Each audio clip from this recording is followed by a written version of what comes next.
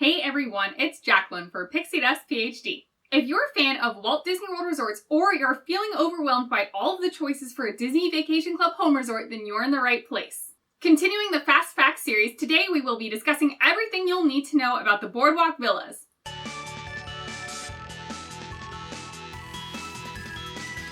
Opened in 1996, the Boardwalk Villas are the second oldest Disney Vacation Club property located at Walt Disney World. This is second, of course, to the original property now named Old Key West. The Boardwalk Villas do share a resort area and property with the Boardwalk Inn, so it is not a standalone DVC resort. However, the villas are located in their own wing of the building. This means the villa rooms aren't interspersed with standard deluxe hotel rooms. The Boardwalk Inn and Villas evokes the 1940s feeling of the Atlantic Boardwalk.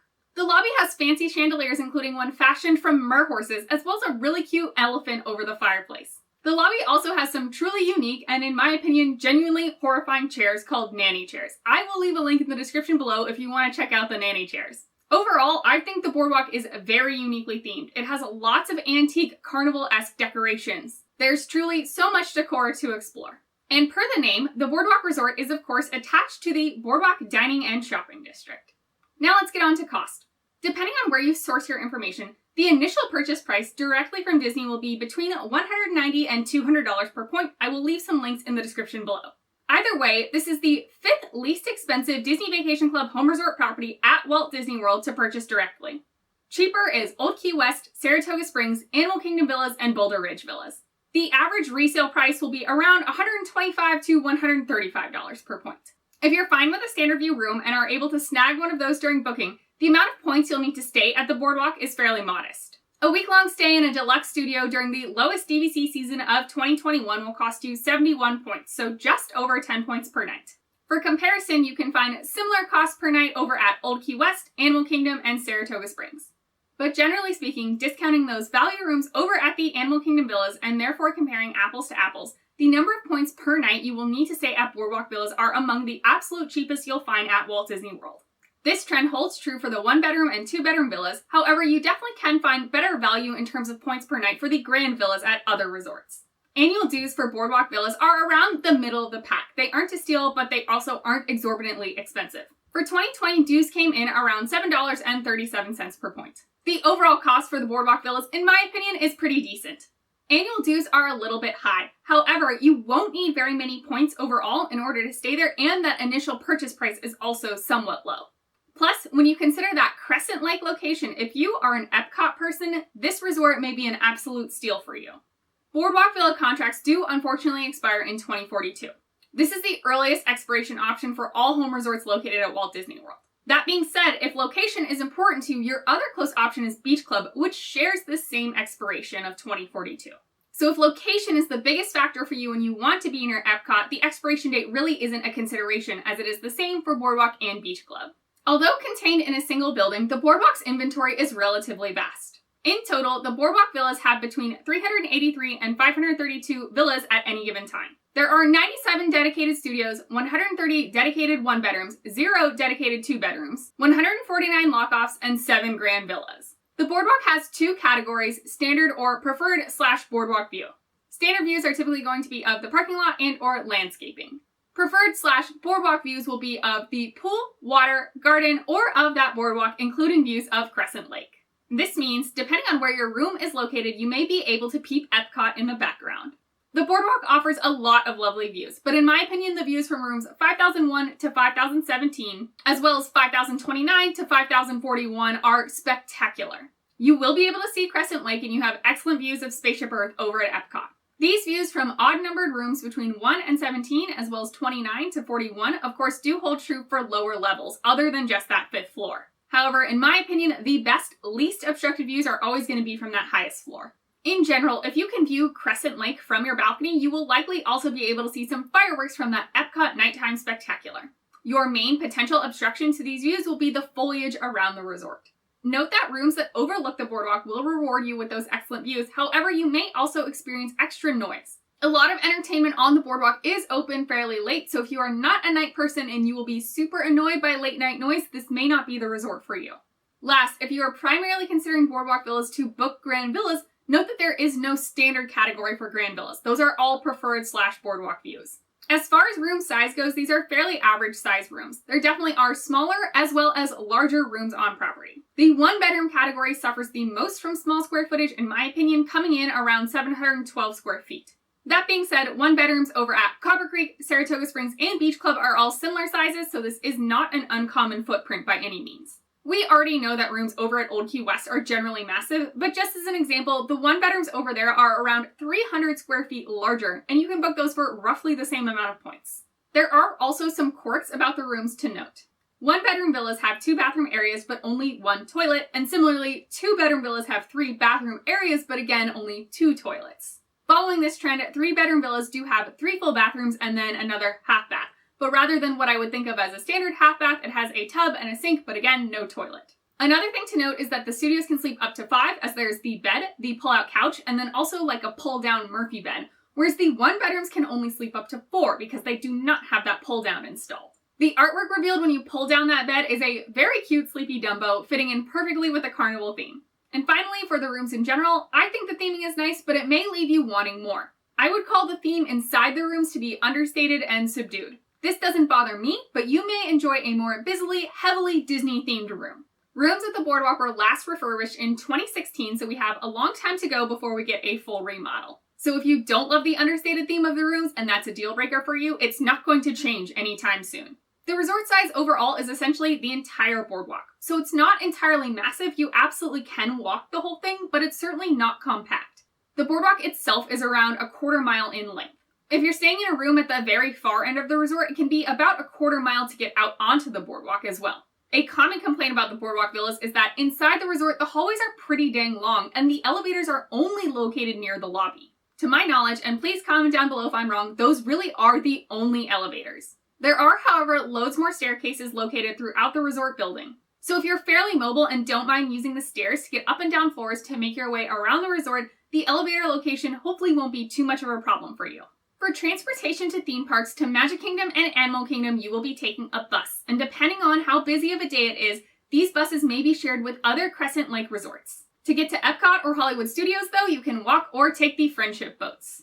The times to walk to the theme parks are somewhat oddly controversial. Part of this, I think, is it really depends on where your room is located within the resort. Although the Boardwalk Villas are located in one building, there is essentially a north wing and a south wing. The International Gateway to Epcot is located past the ESPN Club, so rooms located in the Boardwalk Inn, the deluxe hotel side, are actually closer than those located over on the Villas side. If your room is located at either far end of the Villas, I would say it's probably going to be around a half mile or so over to International Gateway. If your room is closer to the lobby, you're talking closer to a quarter of a mile instead. Overall, you can plan for 10 to 15 minutes to walk to Epcot depending on your pace. Hollywood Studios is objectively further from the resort than Epcot. If you want to have the shortest walk over to Hollywood Studios, you will want to stay on the far end of the south wing, and that will take you around 15 to 20 minutes total. If this is your goal, put in a room request for rooms generally ending in 123 to 136. And if you don't want to use the stairs at all or have to navigate the entire length of the south wing over to those lobby elevators, then be sure to request a first floor room. If you aren't keen on walking to either park, the boat launch is essentially in the middle of the boardwalk, so not too far from the lobby. And while not located right at the boardwalk, you can make your way over to Epcot in order to board the Skyliner. From Epcot, you can take the Skyliner over to various resorts in order to resort hop, or you can make your way over to Hollywood Studios as well. If you've got a car, there are effectively 2 lots for the boardwalk. There's basically a main lot and an overflow lot. Parking can get crowded with convention goers, but generally if you are actually staying at the boardwalk, hopefully you won't have too hard of a time parking. Because of the lot nature of the parking, you won't be parking right outside your villa. And if you're staying at the far end of the north wing, it is going to be quite a trek from the parking lot all the way to your room. Part of the parking lot is not too far from that end of the south wing, so if you have a car and being near it is a priority, request a room at the very end of the south wing. For recreation, let's start with the pool. The main pool is the Luna Park pool. This has a Coney Island Carnival theme and a 200-foot roundabout roller coastery water slide where you pop out through the mouth of a clown. And this is your classic clown. It's got the white face and the scary eyes and the large orange hair. If you are not a fan of clowns and want to spend a lot of time at the pool, this may not be the home resort for you. This pool is certainly unique and overall I would say is very divisive amongst the DVC fans. The main pool does feature quite a lot of seating, which is very nice if you're looking to just go down and relax. There are also 2 leisure pools at the resort and all of the pools feature whirlpools. The Luna Park pool also features a kiddie water playground area. For non-pool recreation, there's an arcade fitness center. You can rent Surrey bikes. There's a jogging path, tennis courts, a guided fishing excursion on Crescent Lake, a community hall featuring arts and crafts as well as movies and other activities. And then of course you have all of the entertainment along the boardwalk right outside your villa.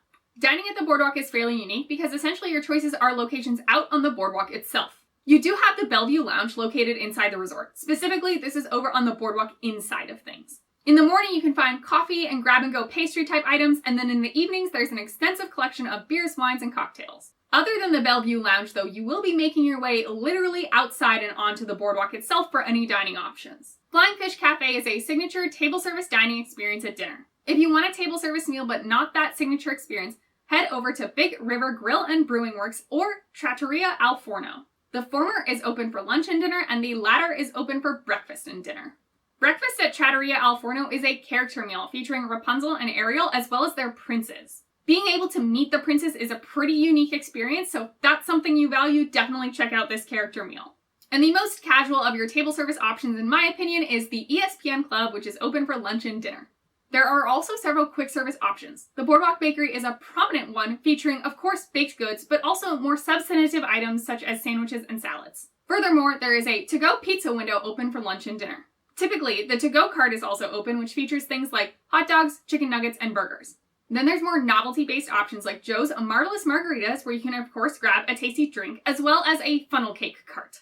Previously, there was also Ample Hills ice cream if you wanted an ice cream treat, and we will have to wait and see what fills that spot on the boardwalk. Leaping Horse Libations is the pool bar, which features sandwiches, salads, snacks, and drinks, including some very fun boardwalk-themed cocktails. And finally, there's a lot of great places to grab a drink and relax on the boardwalk, like Abracadabra and Jelly Rolls. You can also dance the night away over at the Atlantic Dance Hall. The primary location to refill those refillable mugs will be the Boardwalk Bakery, although you can also check in over at the Bellevue Lounge as well as Leaping Horse Libations while they're open. For shops, there are a handful of shops along the boardwalk that carry merchandise, snacks, and sundries. This includes Dundee Sundries, Screen Door General Store, Thimbles and Threads, and Disney's Character Carnival. There's your overview of Boardwalk Villas and the general Boardwalk Resort area. In general, Boardwalk gets a lot of praise for its prime location. Being able to walk to 2 of the theme parks truly is a luxury. It's also a less expensive option than the Beach Club villas for similar proximity to the theme parks. There are a lot of great dining and entertainment options along the boardwalk, however, that does also mean an increased amount of noise, particularly at night. There also are a lot of complaints about the lack of variety of quick service options, as for the most part they're all standard sort of American carnival takeaway food. Some people also really don't like the theming of the interior rooms on the boardwalk.